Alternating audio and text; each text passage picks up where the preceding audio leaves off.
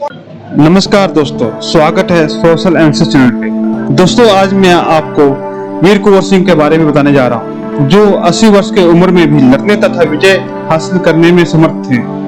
अपने ढलते उम्र और बिगड़ते सेहत के बावजूद भी उन्होंने कभी भी अंग्रेजों के सामने घुटने तक नहीं टेके, बल्कि उनका डट कर सामना किया।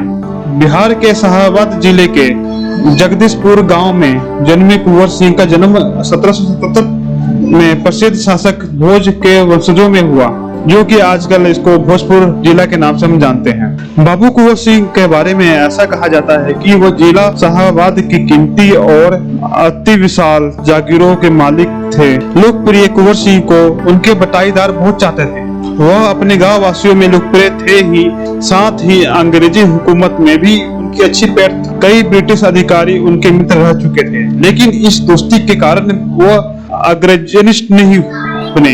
अंग्रेजों को भारत से भगाने के लिए हिंदू और मुसलमान ने मिलकर कदम बढ़ाए। मंगल पांडे की बहादुरी ने सारे देश को अंग्रेजों के खिलाफ खड़ा किया।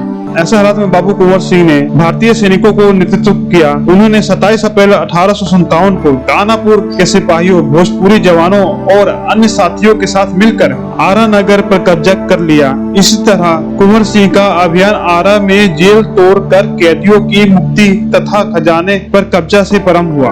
कुंवर सिंह ने दूसरा मोर्चा बीबीगंज में खोला, जहां 2 अगस्त 1857 को अंग्रेजों के छक्के छुड़ा दिए।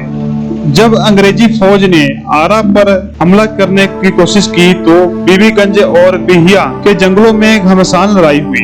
बहादुर स्वतंत्रता सेनानी जगदीशपुर की ओर बढ़ गए। अंग्रेजों ने जगदीशपुर पर भयंकर गोलाबारी की, घायलों को भी फांसी पर लटका दिया, महल और दुर्ग खंडर कर दिए। कुंवर सिंह पराजित भले हुए हो, लेकिन अंग्रेजों का खत्म करने का उनका जज्बा त्यों का त्यों था। स्वतंत्रता 1857 में वे रीवा की ओर निकल गए।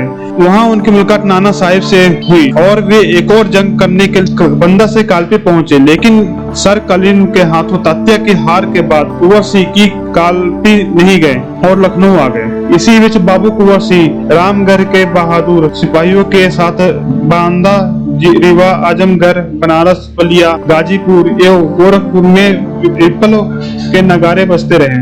लेकिन कुंवर सिंह की यही विजयी गाथा ज्यादा देर तक नहीं टिक सकी और अंग्रेजों ने लखनऊ पर पूर्ण कब्जा करने के बाद आजमगढ़ पर भी कब्जा कर लिया। इसी बीच कुंवर सिंह बिहार की ओर लौटने लगे। जब वे जगदीशपुर जाने के लिए गंगा पार कर रहे थे, तभी उनकी बाहों पर एक अंग्रेज की गोली आकर लग गई। उन्होंने अपनी तलवार से कलाई काट कर नदी में प्रवाहित कर दिया। इस तरह से अपनी सेना के साथ जंगलों की ओर चले गए और अंग्रेजी सेना के पराजित करके 23 अप्रैल 1858 को जगदीशपुर पहुंचे। वह बुरी तरह से घायल थे। 1857 की क्रांति के इस महान नायक का आखिरकार अदम्य वीरता का प्रदर्शित करते हुए 26 अप्रैल 1858 को निधन हो गया। दोस्तों, वीर कुंवर सिंह के बारे में आपको अच्छी लगी हो तो कृपया लाइक एंड सब्सक्राइब जरूर करें। धन्यवाद।